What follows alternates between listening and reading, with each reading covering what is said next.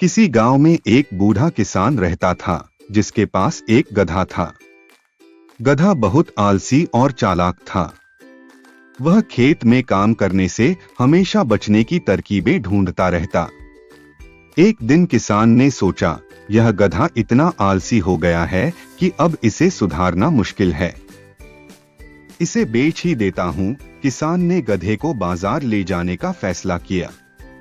बाजार के रास्ते में गधा मन ही मन सोच रहा था, अगर मुझे बेच दिया गया तो नया मालिक और ज्यादा काम करवाएगा।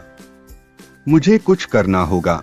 रास्ते में गधे ने किसान से कहा, मालिक, क्या आप जानते हैं, आज पास के जंगल में गधों का सम्मेलन हो रहा है। किसान ने हैरानी से पूछा, गधों का सम्मेलन? गधा बोला, हाँ मालिक, साल में एक बार सारे गधे इकट्ठा होते हैं और अपनी समस्याओं पर चर्चा करते हैं।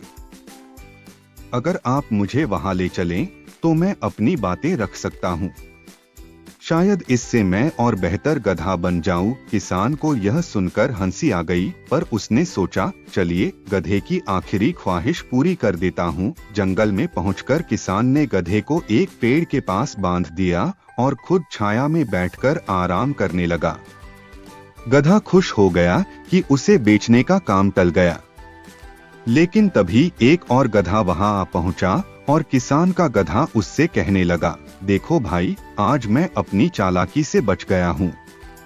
मालिक को गधों के सम्मेलन का झांसा दे दिया है। अब बस मुझे यहाँ आराम से रहना है। दूसरे गधे ने ठहाका लगाते हुए कहा, भाई, तुम तो बड़े तेज हो, लेकिन क्या तुमने यह नहीं सुना?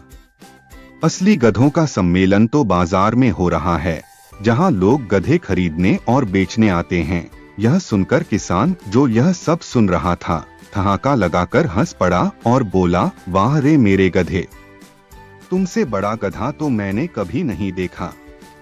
चलो अब तुम्हें असली सम्मेलन में ले चलते हैं। उस दिन गधा समझ गया कि चालाकी कभी कभी और बड़ी मुश्किल में डाल देती है।